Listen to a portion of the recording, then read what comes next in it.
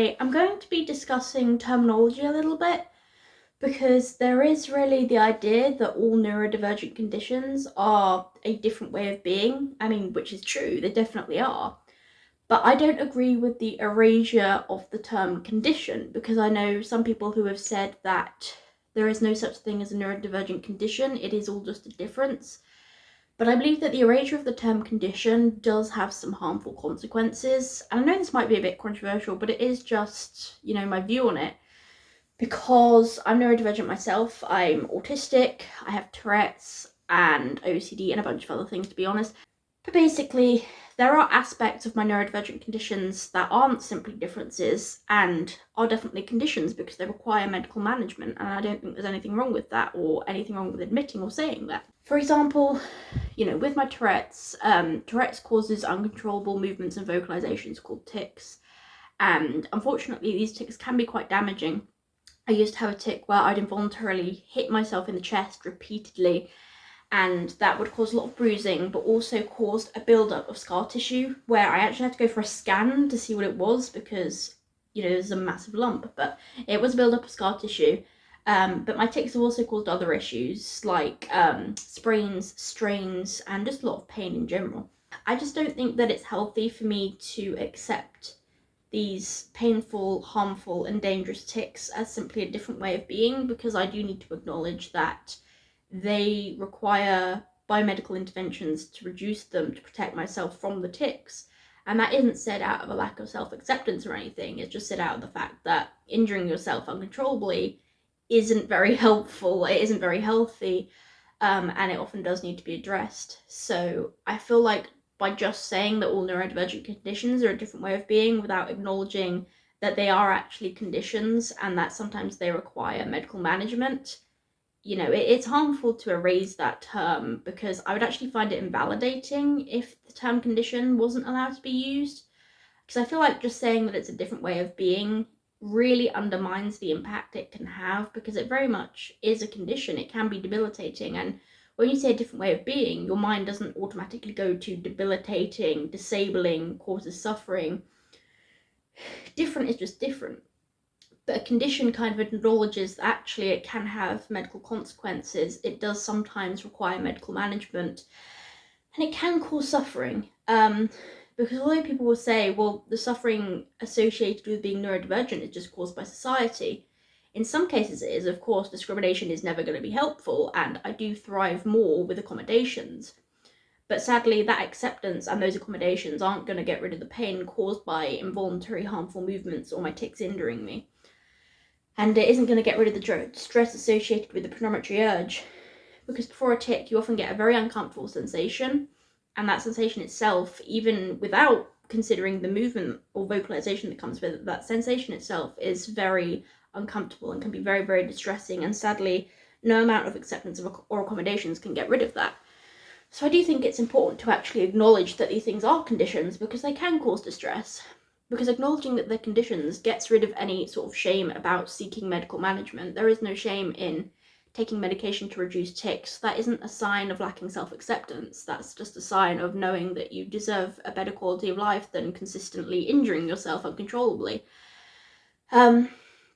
So I don't think that erasing the term condition is actually helpful, and I don't really agree with the statement that there's no such thing as a neurodivergent condition. It's all just a difference, because although my Tourette's is definitely a difference, we need to also acknowledge that medical management is sometimes necessary to keep someone safe. And it is interesting, because the neurodiversity movement basically says that all neurodivergent conditions are a natural part in the genome and that should be celebrated, which of course we should celebrate being different. Being different comes with a lot of strengths. I would say that, my Tourette's is a strength in a way, because it's made me more understanding, it's made me more confident, and ironically, because I'm so used to being judged that I just don't care anymore, it's connected me with an amazing community of people. But although I can celebrate the fact that I have Tourette's and embrace the fact that I'm different, I do also need to acknowledge that I can't celebrate everything about having Tourette's. I obviously don't want to celebrate the injuries it's given me. I don't want to celebrate the distress that it's caused, or the pain from certain tics, or the way that certain tics have really disabled me and societal accommodations haven't been able to help. for example, I used to have a vomiting tic, and this is very different from nausea. It's not the same. It is basically, I had a sensation in my throat. The sensation you'd usually get before a throat clearing tic, but it was so intense that it would actually make me vomit. Like, it would make me gag and vomit because it was that intense.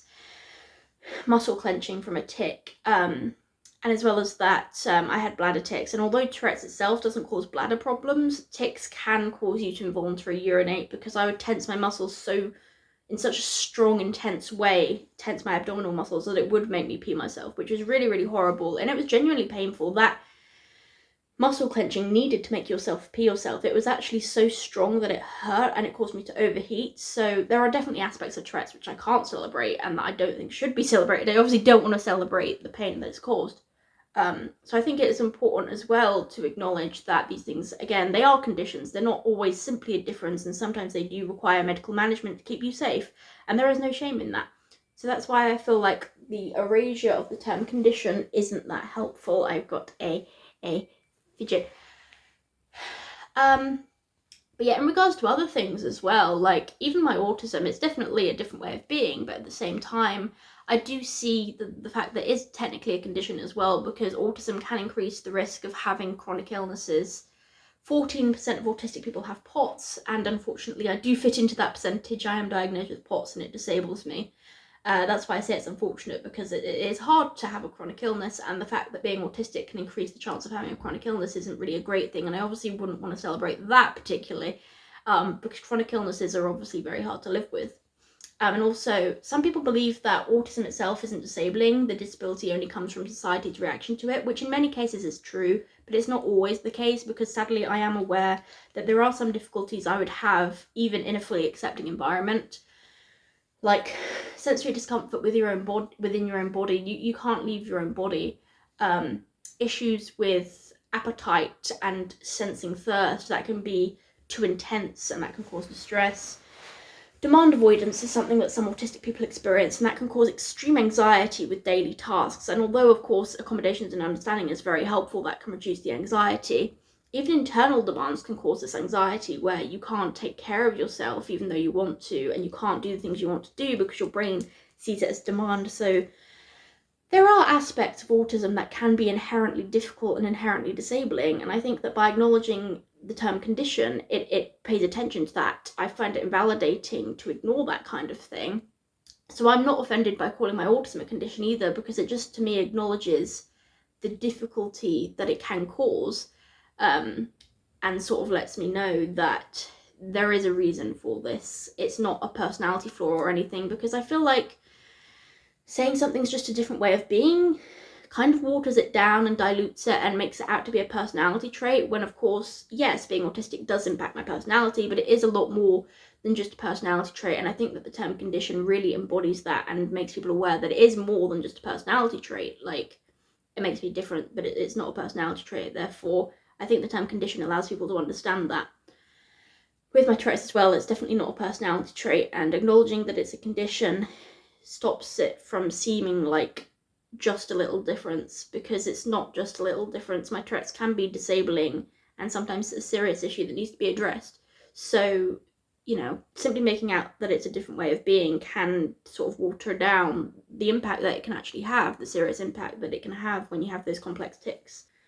Something that also concerns me just a bit is some people have said that they believe mental health conditions like anxiety and depression are part of neurodiversity, which of course they are, your brain working in a diverse way, but the idea of it being a distinct neurotype can be quite harmful, because a neurotype implies that it is just how you are and it won't change, when there are a lot of people who they have struggled with like a couple of years of anxiety or depression in their life, but then they recover and it goes away. So I wouldn't necessarily class it as a neurotype, because people can recover from anxiety and depression, and making out that it's just the way your brain is can actually be quite harmful, because then people start feeling hopeless and they start feeling like they're never going to get better, and that's just how their brain is, when that's not necessarily true, because you can recover from anxiety and depression with the appropriate support. And making out that it's just the way your brain is can make people feel hopeless or afraid that everything is going to stay the same and that's just how they are, when it might not be if they get help. You also need to acknowledge that Things like depression can be the result of physical issues like inflammation. There is something, inflammatory depression is a thing. Certain nutrient deficiencies can cause depression as well, because your body cannot create the appropriate levels of neurotransmitters if you're deficient in something. Infectious diseases can even have psychiatric symptoms as a symptom, like depression can be a symptom of Lyme disease itself. Of course, living with Lyme disease is hard and that can lead to depression, but the bacteria itself can cause depression and sometimes psychosis, because the bacteria can trigger inflammation throughout the body, including the brain, and in some cases Lyme bacteria can enter the brain. That's called neuroborreliosis. So some people with Lyme actually have psychiatric symptoms caused by the disease. And making out that mental health conditions are simply a neurotype, or the way your brain's wired, not only makes people hopeless and feel like nothing's going to get better, but it causes them to ignore any potential medical problems which could be contributing, like an infectious disease, inflammation, a nutrient deficiency, or something along those lines.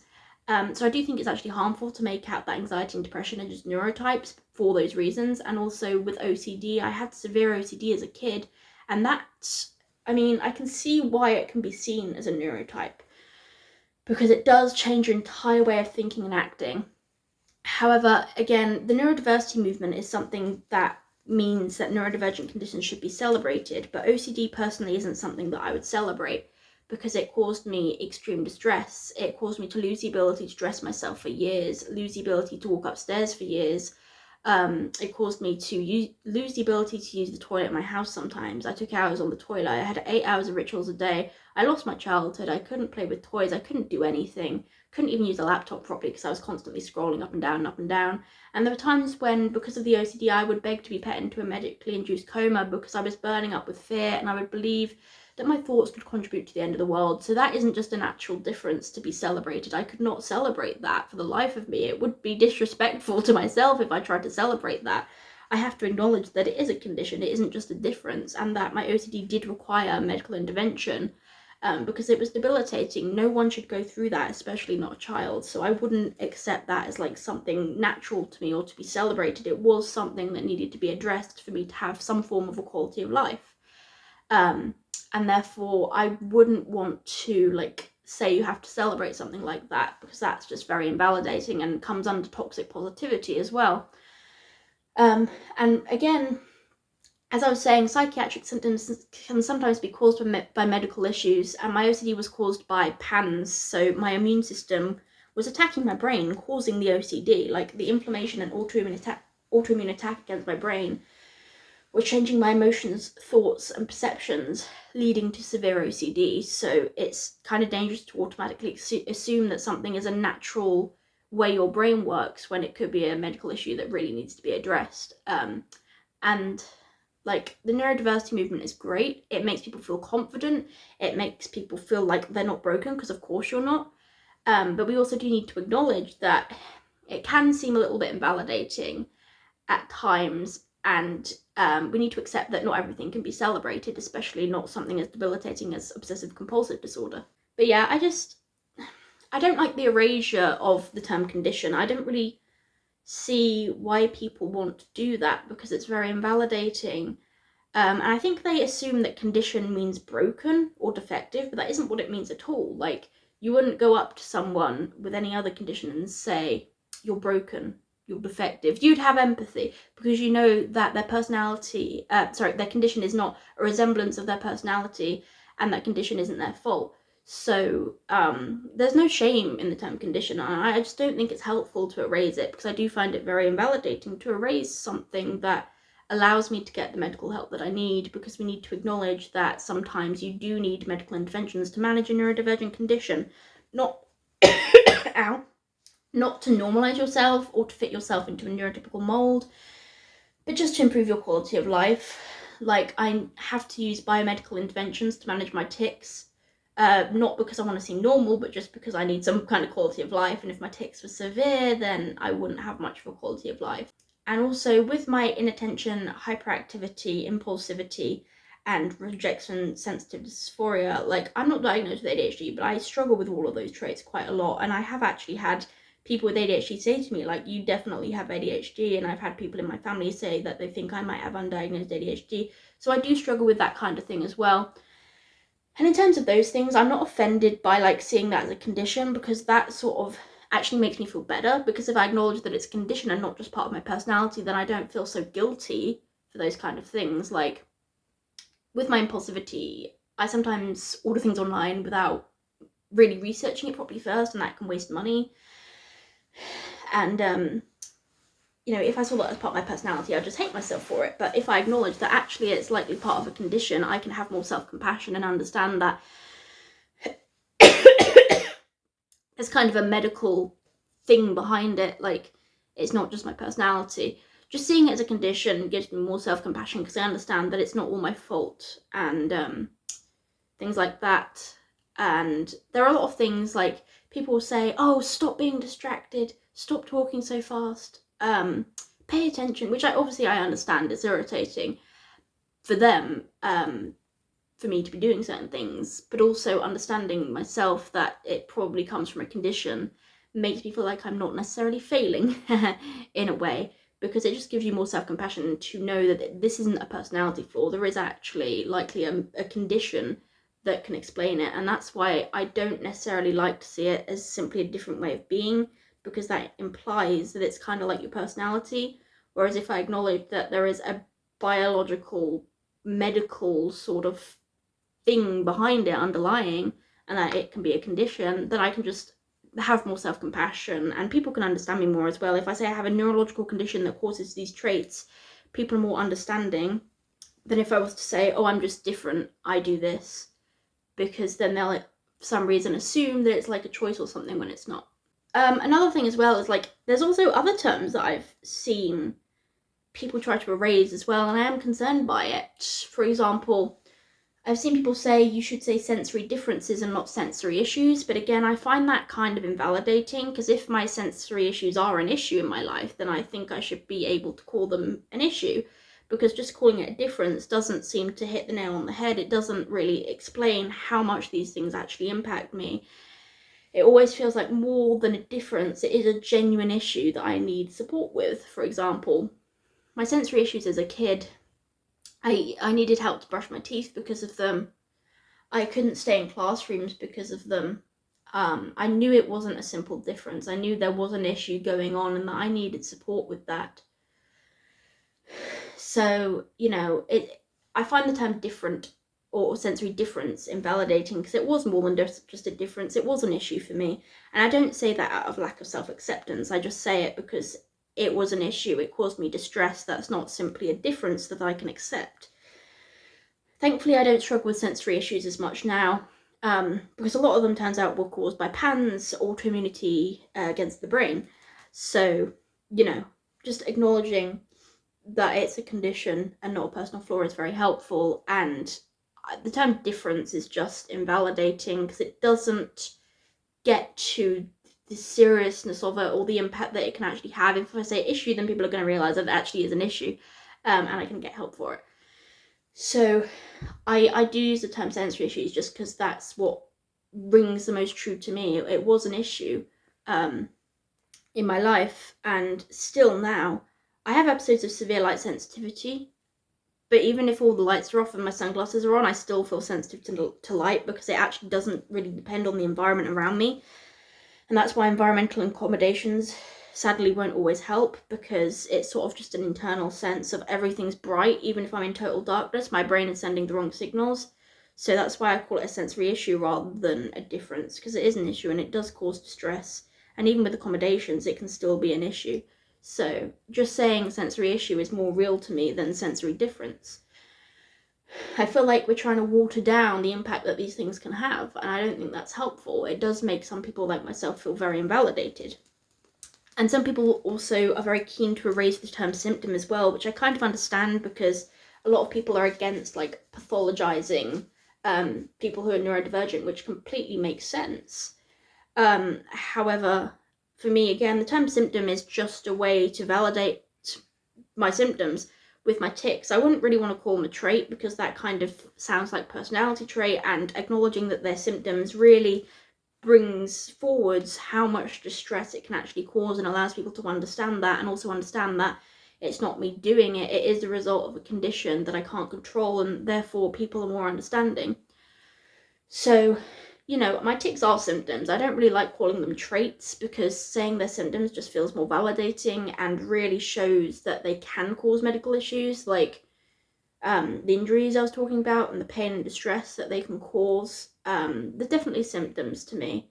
And that's why when I was a kid, I had to take medication to reduce my tics. It wasn't to try and normalize myself. It wasn't try and get rid of my traits to make myself seem normal or anything. It was to reduce the symptoms so that they didn't damage my life or damage me physically as much.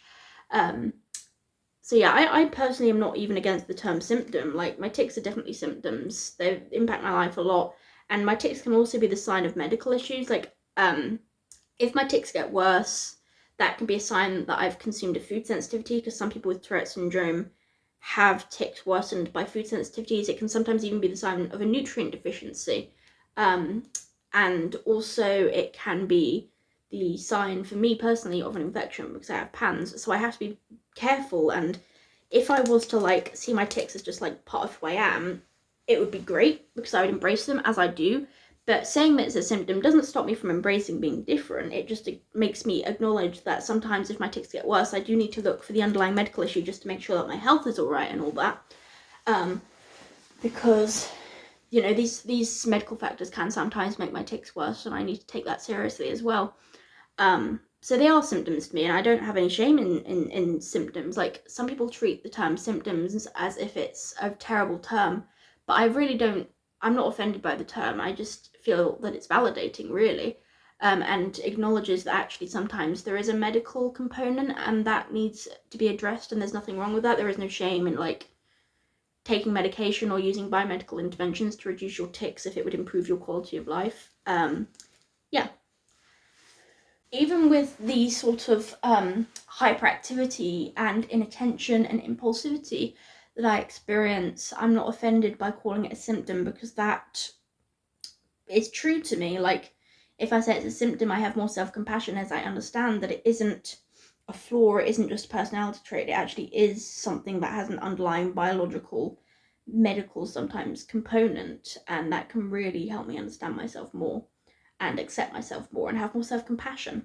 And obviously with OCD, it's definitely symptom-based. I'm not going to say that my severe compulsions and intrusive thoughts are just traits, because that really dilutes it down and does not convey the seriousness of it. Like, it was a really bad case, and therefore they were symptoms of an issue that needed to be addressed. And I don't think there's anything wrong with saying that, because they were symptoms, and I would just find the erasure of that term invalidating again.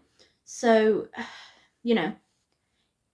with autism, that's more of a tricky one. I definitely see why people would say autistic traits. But if an autistic person has something that is particularly troublesome, then they're allowed to call it a symptom if they want, or if they have a serious issue, then they're allowed to call it a symptom. If an autistic person is struggling immensely with demand avoidance, like I do sometimes, yes, it's a trait, but sometimes if you call it a symptom, you can just understand yourself more and have more self-compassion and realize that it isn't a personal flaw. So again, if people think that the term symptom is right for them, then they should be allowed to use it. And I know people are against pathologizing these things, but it is also kind of harmful to under-pathologize certain things, because then people just start seeing it as a personality trait when it's a lot more than that. People will ignore the need for medical interventions sometimes, like, as I was saying, medication to reduce tics.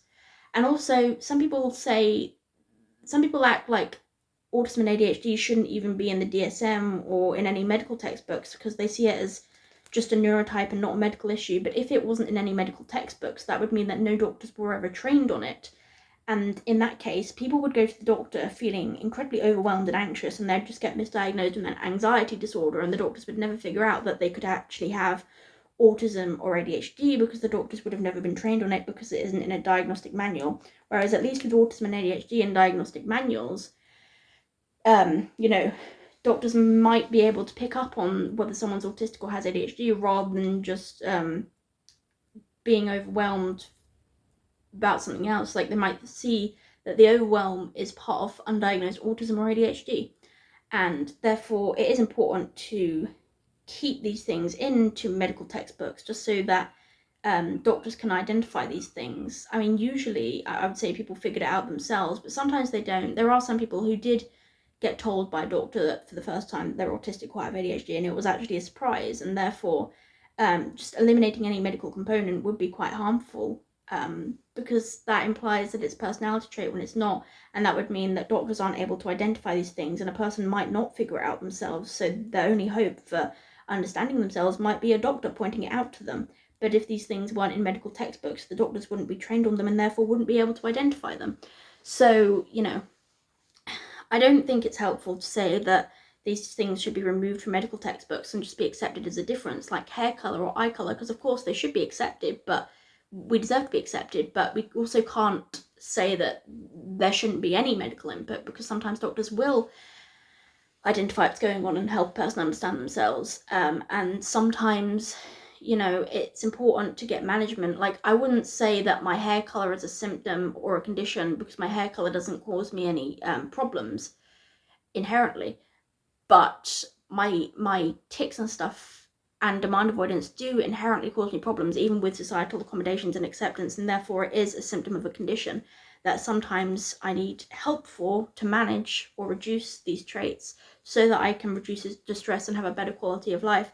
So that's basically why I'm not against the term symptom or condition. That's really my ramble for today. Yeah, I don't know, I find it invalidating overall to say that it's simply a different way of being and then ignore any sort of medical perspective on it. I'm aware that obviously a lot of people in the disabled community prefer the social model of disability over the medical model, and that's obviously completely valid, but I think for a lot of us it's actually important to mix it together. For example, to thrive with ADHD, you might need ADHD medication, which is part of the medical model, plus accommodations of societal acceptance. With Tourette, you might need medication for tics, plus accommodations of societal acceptance. So I actually think it's really important to do both and have both the medical and social model, so you can get get the best of both worlds, because one or the other might not be enough for someone, and mixing them both together can be helpful. And that's why I feel like we should just be able to use all the terms, like depending on what works best for you, saying symptom or condition, sensory issue or sensory difference. You should just be able to say what works best for you and not be attacked for it. Like, yeah, I think that's what it really comes down to. Just use what's best for you. I don't feel comfortable using the terminology that I just find invalidating, even though some people prefer that, and it's valid that they prefer that, but they shouldn't really attack others for having a different preference or a different thing that works for them. So yeah, that's my ramble. Please let me know what your thoughts are down below. I don't know, I personally don't like the invalidation, because of course it's a different way of being, but it can also have a medical aspect as well. But yeah, let me know what you think, and I'll see you soon. Bye!